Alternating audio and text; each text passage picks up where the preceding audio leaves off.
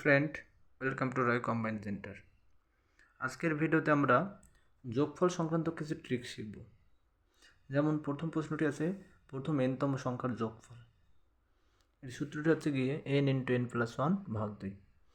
ধরুন কোনো অঙ্কে বলে দিল যে 1 যোগ 2 3 4 5 এইভাবে চলতে 45তম সংখ্যার যোগফল কত হবে।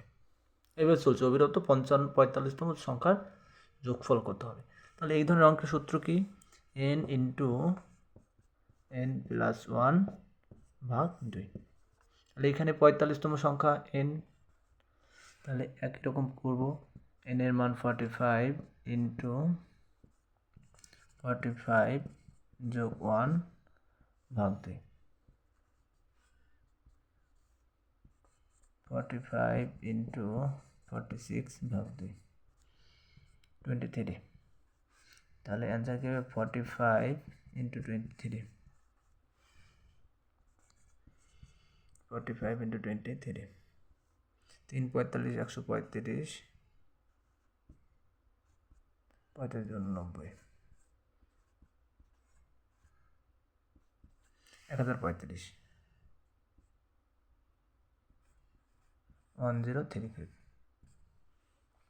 ঠিক এইরকম একই রকম অঙ্ক যতগুলি হবে সবগুলো সূত্র একই নিয়ম, n ইন্টু n প্লাস 1 ভাগ 2।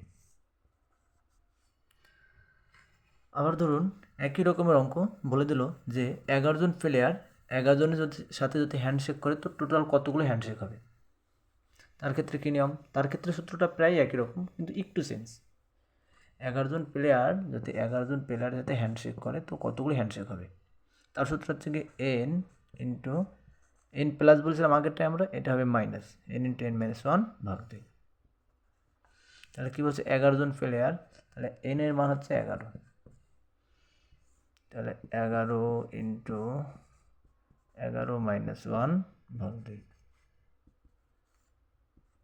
11 ইন্টু 10 ভাগ 2 5। তাহলে 5 11 কত হবে 55। তাহলে 11 জন প্লেয়ার যদি 11 জনের সাথে যদি হ্যান্ডশেক করে তো 55টা হ্যান্ডশেক হবে। এটা হলো একটা নিয়ম। যদি বলে প্রথম এনতম অযুগ্ম সংখ্যার যোগফল কত, এনতম অযুগ্ম সংখ্যার যোগফল, এনতম অযুগ্ম সংখ্যা, এনতম অযুগ্ম সংখ্যা মানে বিজোড় সংখ্যা, তার সূত্র কি? এর সূত্র হচ্ছে গিয়ে n স্কোয়ার, n স্কোয়ার। তো এনটা আমরা কী করে বের করব? n হলো গিয়ে, আচ্ছা মনে করি অঙ্কটা হচ্ছে 1 থেকে 29 অবধি সমস্ত বিজোড় সংখ্যার যোগফল কত হবে। 1 থেকে 29 অবধি সমস্ত বিজোড় সংখ্যার যোগফল কত হবে।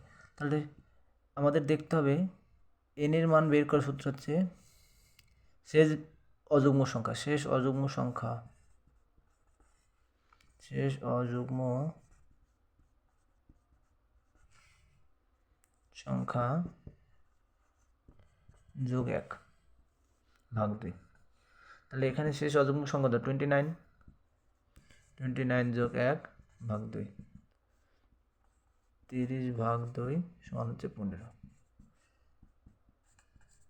তাহলে অযুগ্ম সংখ্যার যোগফলের সূত্র কি ছিল? n square. তাহলে n এর মান পেয়ে গেলাম আমরা 15, 15 স্কোয়ার করলে 225।